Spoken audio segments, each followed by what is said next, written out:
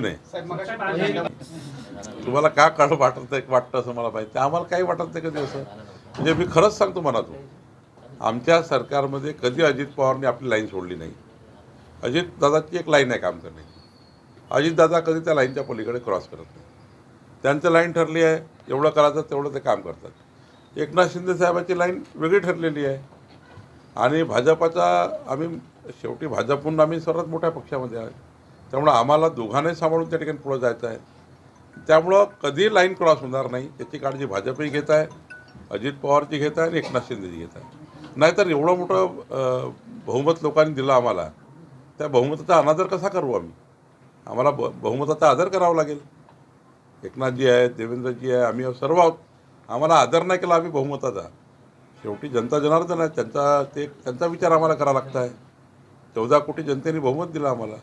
त्यामुळं हे विचार सोडून द्या की अजितदादा काही वेगळे आहे, एकनाथजी काही वेगळे आहे आणि फडणवीस साहेब काही वेगळे आहे. इथे केसरकर साहेब बसला आहे. मी तुम्हाला जबाबदारी सांगतो की मी असं काही प्रेसमध्ये बोलायचं आहे, काहीतरी टोलाटोली करायची म्हणून बोलत नाही. काही भांडणं नाही आहे, कुठेही वाद नाही आहे. सर्व आपापला मर्यादा पाळून आहेत आणि मर्यादेत सर्व काम करतात. साहेब, राक्षसी भाऊ आहे अशी टीका विजय वडेट्टीवार यांनी आनंदाचा शिदा ही जी योजना आहे त्या योजनेवरून केली. आगामी वडेट्टीवारला पुढचे 15 वर्ष महाराष्ट्रात काही सत्ता दिसत नाही, त्यामुळं असे ते बोलत राहतात. साहेब, दोन्ही ठाकरे बंधू आगामी काळात एकत्र येण्याची दाट शक्यता आहे. स्थानिक स्वराज्य संस्थांच्या निवडणुकांमध्ये परिणाम होईल का? त्यांना आमच्या शुभेच्छा आहे, शुभेच्छाही आहे. आणि चांगलं आहे की महाराष्ट्राची भारताची संस्कृती आहे की परिवाराने एकत्र येऊन काम केलं पाहिजे. फक्त आता राजकारणाकरताच एकत्र येत आहे की प्रत्येक बाबींनी एकत्र आले पाहिजे. परिवार म्हणून जेव्हा एकत्र येतो भाऊ तेव्हा आपल्या जी संस्कृती आहे त्याप्रमाणे सर्वच विषयात एकत्र आलेलं कधी चांगलं आहे. काही फरक पडत नाही. शेवटी जनतेला माहिती आहे, केंद्रातलं मोदीचं सरकार, महाराष्ट्राचं देवेंद्रजी, एकनाथजी आणि अजित पवारांचं सरकार, हे 2 सरकारं डबल इंजिन सरकारच मुंबईचा विकास करू शकतं.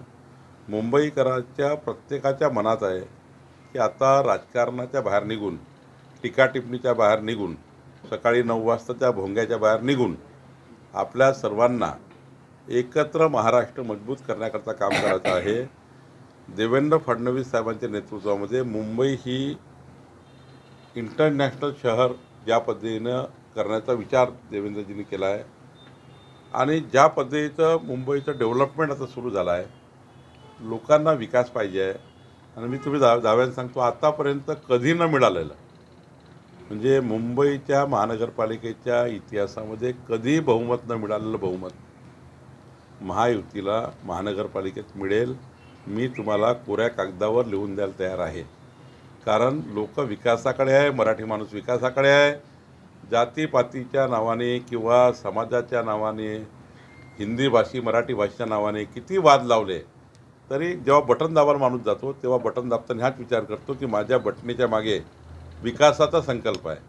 आणि देवेंद्र फडणवीसांनी विकसित महाराष्ट्राचा संकल्प केला आहे, विकसित मुंबईचा संकल्प केला आहे.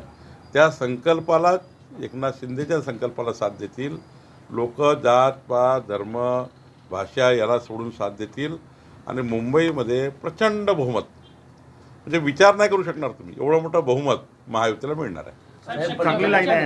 राहुल गांधी यांनी ज्या भाजप सरकार हे पूर्णपणे मतदारांची चोरी करूनच सत्तेवर आलंय अशी भावना निर्माण होते. आणि तुम्ही म्हणताय एकीकडे आत्ताच विधान करताय की महानगरपालिका मुंबईची प्रचंड बहुमताने येईल.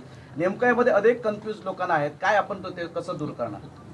मी तुम्हाला प्रश्न विचारतो. पहिला, 1 लाख बूथवर लोकसभा विधानसभेची निवडणूक झाली. 1 लाख बूथवर, 1 लाख बूथवर सर्वच पक्षाचे बूथ लेवल एजंट आहेत. विधानसभेच्या लोकसभेच्या निवडणुकीच्या काळामध्ये मतदार यादी जेव्हा प्रकाशित होतं तेव्हा प्रत्येक पक्षाला संधी असतं त्या यादीवर आक्षेप घेण्याची. मतदानाची जेव्हा मशीन सील होतं तेव्हाही प्रत्येक पक्षाला ऑब्जेक्शन घ्यायचा अधिकार आहे. म्हणजे तुम्ही पूर्ण प्रक्रिया होत असताना काही ऑब्जेक्शन नाही घ्यायचे. लोकसभेत तुम्ही आमच्यापेक्षा जास्त मतं घेतले, तुम्ही आमच्यापेक्षा जास्त निवडून आले, तेव्हा मशीनही बरोबर होती, यादी बरोबर होती.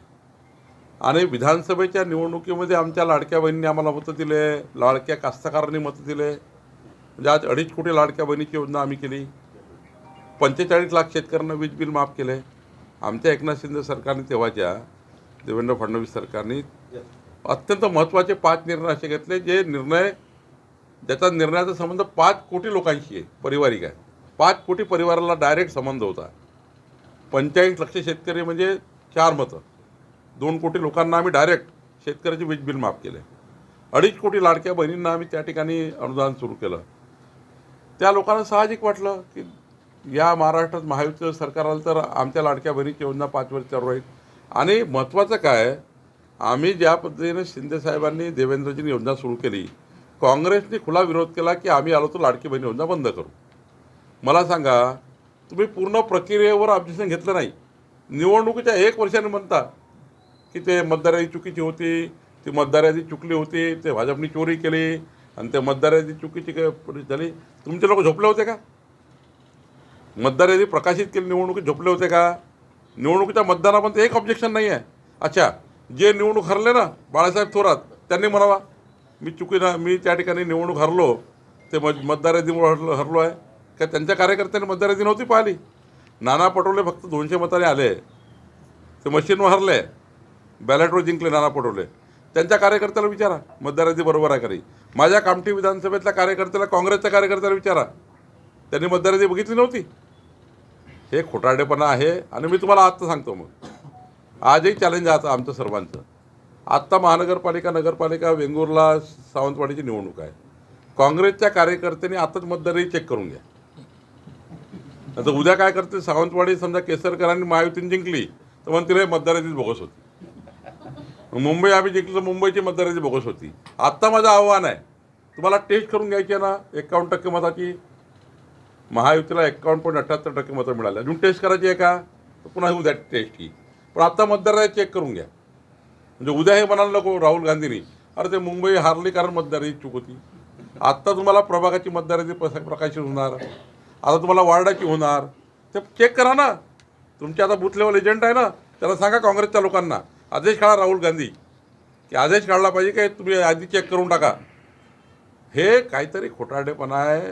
निवडणुका हरण्यापूर्वीच पहिले सांगून द्यायचं आहे की बाबा पहा, ते मतदार यादी बदलणार, त्यांचं सरकार होतं, देवेंद्र फडणवीस मुख्यमंत्री आहेत, मोदीजी प्रधानमंत्री आहे, पुन्हा महानगरपालिकेची यादी बदलली. ते केसरकरचा प्रभाव खूप सावंतवाडीवर आहे, त्यांनी यादी बदलून टाकली. म्हणजे हेच सांगतील. त्यापेक्षा आता त्यांना संधी आहे ना, विधानसभेच्या बरोबरीची निवडणूक होते आता. म्हणजे जेवढी विधानसभेची निवडणूक मोठी होती त्यापेक्षाही मोठी निवडणूक आत्ताची आहे डिसेंबर महिन्यात. आणि मग या डिसेंबर महिन्याच्या होणाऱ्या निवडणुकीमध्ये पुन्हा काँग्रेसला आमचं खुलंच आव्हान आहे की आम्ही 51% मतं घेऊन पुन्हा जिंकणार आहोत. मतदार यादी आताच चेक करून घ्या. साहेब त्याला करतायत की मी हा मतचोरीचा मुद्दा मांडल्यामुळे माझ्या जीवाला धोका आहे आणि तशी त्यांनी लेखी तक्रार दिली आहे. अहो, हे खोटारडे आहे. खोटारडे आहे. खोटं बोलून रेटून, खोटं बोल पण रेटून बोल, खोटं बोल पण रेटून बोल असा त्या ठिकाणी प्रयत्न आहे. राहुल गांधीला याशिवाय दुसरं नरेटिव्ह नाही. या देशात त्यांना विकासाचा कुठलाही त्यांच्याकडे व्हिजन नाही. राहुल गांधीकडे कुठलंही त्या ठिकाणी समर्पक उत्तर नाही. त्यांची पार्टी वाचवायची आहे, त्यांच्या कार्यकर्त्यांना त्यांना थांबून ठेवायचे आहे. त्यांचे कार्यकर्ते त्यांना जर असं बोललं नाही तर थांबणार नाही. त्यांची पार्टी रोज फुटत आहेत. आज बघा तुम्ही उत्तर महाराष्ट्राने कुणाल पाटील निघाले, तिकडे पश्चिम महाराष्ट्रातनं लोक बाहेर चालले गेले, उत्तर महाराष्ट्रात लोक बाहेर गेले, विदर्भात लोक बाहेर चालले आहे. त्यांची पार्टी टिकवण्याकडे त्यांना काही मुद्दा नाही, त्यामुळे असं बोलतात.